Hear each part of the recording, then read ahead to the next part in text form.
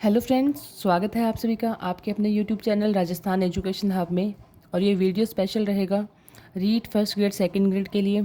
और साइकोलॉजी जो हमने स्टार्ट कर रखी थी और नैतिक विकास के सिद्धांत पढ़ रहे थे। और आज का नैतिक विकास के सिद्धांत में हम पढ़ेंगे कोहलबर्ग का नैतिक विकास का सिद्धांत। काफ़ी इंपॉर्टेंट है, यहाँ से आपके 2 क्वेश्चंस जो हैं डेफिनेटली बन जाते हैं। तो सबसे पहले हम कोहलबर्ग का थोड़ा सा इंट्रोडक्शन देखते हैं कि इनका पूरा नाम है लॉरेंस कोहलबर्ग और ये एक अमेरिकन मनोवैज्ञानिक थे। 10 से 15 वर्ष के बच्चों में साक्षात्कार से प्राप्त तथ्यों का विश्लेषण करके उन्होंने अपना मत प्रस्तुत किया था। और इनकी एक बुक आई थी 1958 में, meaning and measurement of moral development. तो इस बुक का ध्यान रखिएगा। एक दूसरी किताब इनकी आती है फिलोसफी ऑफ मॉरल डेवलपमेंट 1981 में। तीसरी आती है the psychology of moral development in 1984। अच्छा, एक चीज़ का ध्यान रखिएगा, इन्होंने जो अपना मत प्रस्तुत किया था वो किया था 1958 में। और जो इनकी तीनों किताब हैं इनमें से पहली और दूसरी आई थी 1981 में और तीसरी आई थी इनकी 1984 में। ये थोड़ा सा ध्यान रखिएगा। अब देखिए, कोहलबर्ग ने क्या किया कि बच्चों को कई नैतिक दुविधाएं संबंधित लघु कथाएं सुनाई और उनसे संबंधित नैतिक समस्याओं से संबंधित प्रश्न पूछे। मतलब ये कहानी सुनाते थे बच्चों को, क्योंकि इनके बच्चों की एज देखिए कितनी है, 10 से 15 वर्ष के बच्चों। तो इनमें से एक कहानी आती है हेज की दुविधा। तो इस कहानी का नाम कई बार पूछा जाता है कि हेज की दुविधा जो है कहानी का संबंध किससे है, तो ध्यान रखिएगा कोहलबर्ग से है।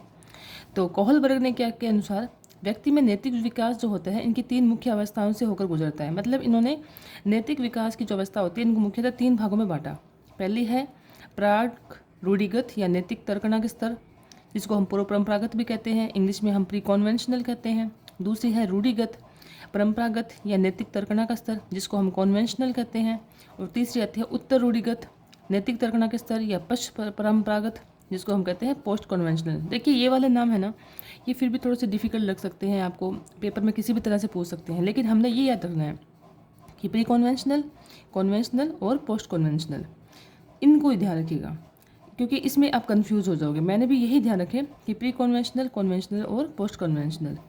तो देखिए इन्होंने क्या किया था कि, अब देखिए सबसे पहले पढ़ते हैं इनका क्या था कि प्राक रूढ़िगत या नैतिक करण स्तर पढ़ते हैं, जिसको इंग्लिश में कहते हैं level of pre conventional moral reasoning. कि नैतिकता का ये स्तर जो है लगभग 3 से 9 वर्ष की आयु तक रहता है। इस अवस्था में नैतिकता अन्य लोगों को मानकों से निर्धारित होती है, स्वयं के आंतरिक मानकों से नहीं। इस स्तर पर बालक किसी भी व्यवहार को अच्छा या बुरा उसके भौतिक परिणामों के आधार पर मानता है। फिजिकल कॉन्सिक्वेंस बहुत इंपॉर्टेंट होता है इसमें। इस स्तर पर बालकों को समाज की परंपराओं और रूढ़ियों की समझ विकसित नहीं होती है, इसलिए इसे पूर्व परंपरागत स्तर भी कहा जाता है। अब देखिए इसमें क्या बताया गया है, प्राक रूढ़िगत जो होता है या प्री कॉन्वेंशनल में ये होता है कि बच्चे के अंदर जो होता है समय से कोई नैतिकता नहीं होती। वो जो भी उसमें नैतिकता होती है उसके पेरेंट्स के थ्रू आती है। कि जैसे माँ बाप जो कहते हैं ये चीज़ अच्छी है तो ये चीज़ अच्छी है, ये चीज़ बुरी है, ये चीज़ बुरी है। उनके अंदर खुद सोचने समझने की कोई शक्ति नहीं होती, समाज से उनको कोई मतलब नहीं होता। वो अपने घर से देखते हैं, घर से सीखते हैं। क्योंकि बच्चे की आयु देखिए कितना साल है, 3 से 9 वर्ष। मतलब उनमें खुद में समझ नहीं है, अच्छा बुरा कुछ भी है, नैतिकता जो उनमें खुद से नहीं आती है, बल्कि डिपेंडिंग है वो कि अपने घर से कि अच्छा बुरा क्या है। ये जो भी भौतिक परिणाम जो आते हैं, जैसे मानो बच्चों ने कुछ अच्छा बिहेव किया तो इनको प्राइज़ मिलता है, बुरा बिहेव किया तो उनको डांट मिलती है। तो वहाँ से वो समझते हैं कि क्या अच्छा होता है और क्या होता है क्या बुरा। तो नैतिकता का जो विकास होता है इनमें खुद से नहीं होता है। तो पहली अवस्था थी level of pre conventional moral reasoning, इसकी आप थ्योरी पढ़ लीजिएगा।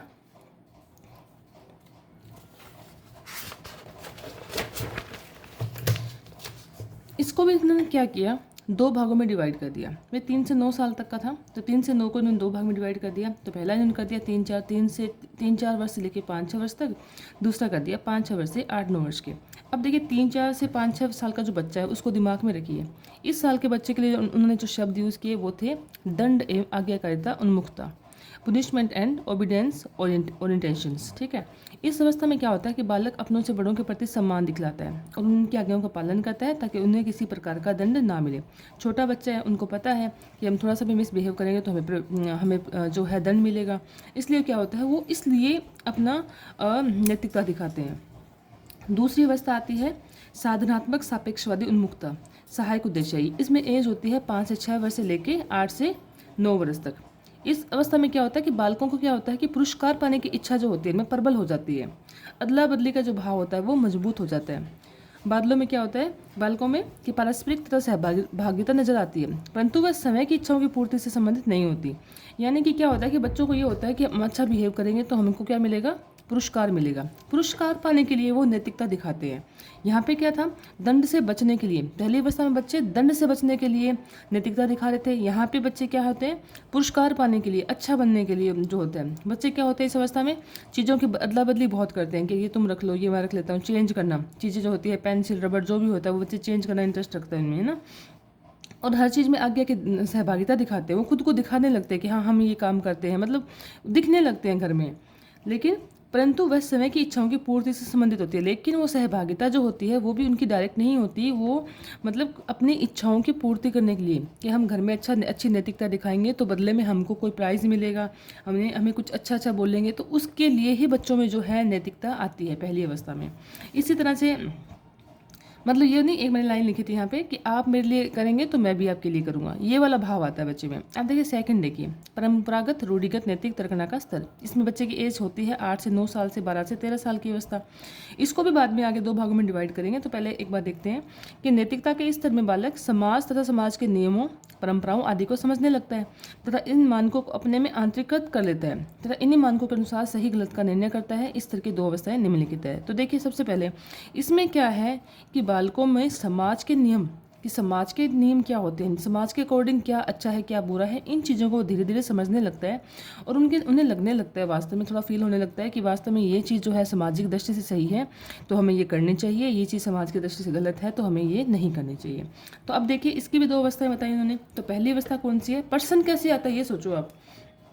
तो ऐसे आ सकता है जैसे मान लो कि उत्तम लड़का अच्छी लड़की की अवस्था जो होती है ये किस अवस्था का पार्ट है, तो हमें पता होना चाहिए कि ये रूढ़िगत नैतिक तर्कना का स्तर है। तो हमें ये इस तरह से उल्टे क्वेश्चंस मतलब अपोजिट करके पूछे जा सकते हैं। तो अब देखिए उत्तम लड़का या अच्छी लड़की की उन्मुखता जो है ये है 8 से 9 से 11 से 12 वर्ष तक में, ठीक है। इस अवस्था में क्या होता है कि बालक की एज कितनी होगी, लगभग 8-9 वर्ष से तब बच्चा होता है, यहाँ से लेकर 11-12 साल तक का। इस दौरान बच्चों में अधिकतम क्या होता है, सामाजिक अनुमोदन पाने का अभिप्रेरण अधिक होता है। इस कारण वे ऐसे कार्य करते हैं जिनमें उन्हें अधिकतम प्रशंसा प्राप्त हो। वे अपने आप को सामाजिक निर्नुमोदन, सोशल मतलब डिसअप्रूवल से दूर रखना चाहते हैं। मतलब बच्चा क्या कर रहा है, देखो कि इसमें बच्चा सामाजिक अनुमोदन पाने के लिए अभिप्रेरित होता है। मतलब कि समाज में, मतलब समाज कितना समाज होता है इनका, समाज बहुत बड़ा नहीं होता इनका समाज, अपना घर, अपनी फैमिली से मतलब 2 परिवार और मान लीजिए, बस उतना ही होता है कि खुद का परिवार हो गया, अपने चाचा ताऊ का परिवार हो गया, दादा का परिवार हो गया, मतलब इतने के अंदर ही वो अपना समाज मानता है ना। तो उनके अंदर कुछ अच्छा करने के लिए वो कार्य करता है, जिसमें मतलब कि ना घर में उनके लिए बातें हों, उनके लिए बोला जाए कि ये जो बच्चा, अपना बच्चा जो है वो ऐसा कर रहा है, वहाँ पर उसको प्रशंसा चाहिए, है ना।